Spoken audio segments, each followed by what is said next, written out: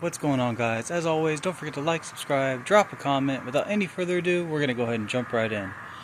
So I just recently got in contact with a commercial mushroom grower. I'm actually gonna show you guys his business info. This is not paid or sponsored or anything. I did a tour of his growing operation and setup. I really like it. I think he does a good job. He is trying to help cut down on waste and be as efficient as he can. And generally, he just does, outside of doing a good job, he just grows a genuinely good product. I definitely support what he's trying to do. So please check him out, give him a follow. And we're going to go ahead and show you guys what I got going on here. So as you can see, we've kind of roughed up all of our beds here, and that's actually because we got some grain spawn. So this is part of what we've been trying to work on, essentially maximizing the productivity of these tubs. We got a hold of lion's mane, blue oyster, and reishi, I think I'm saying that right, mushrooms spawn. So what I did is I actually just broke up the blocks by hand. I'm kind of seeing some of these, and like some of these, they're already growing. I planted them last night, and they're already growing.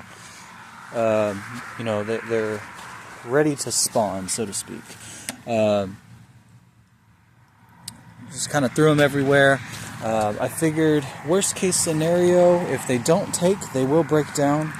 This one here is a lion's mane that's already taken off, which is somewhat surprising, to be honest.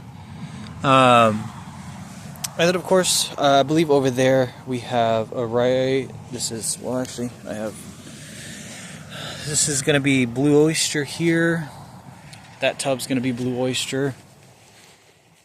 And I believe this is, reishi mushrooms. So the goal is that in our compost, they're going to start breaking down our compost a lot faster. It will add to the tub as a whole, so it'll be going to break down the nutrients faster for the plants, making them more bioavailable.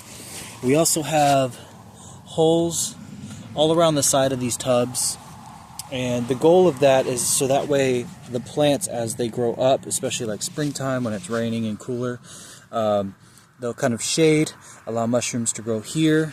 There is airflow, so in our compost there's potential for mushrooms to grow there as well as the side. So space that would normally be wasted and not be doing anything other than maybe making compost can now also produce more food.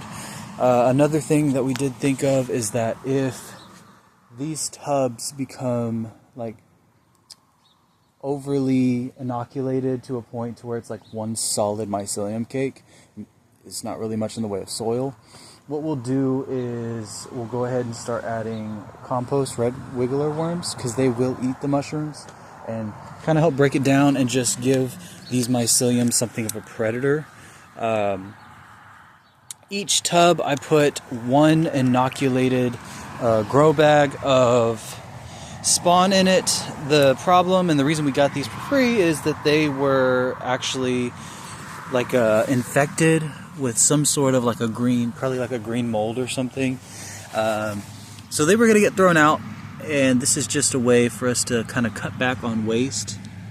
You can see some of that's already doing a lot better. But yeah, so that's pretty much what we got going on. I hope this helps, and we will be doing updates. We'll see you guys in the next one.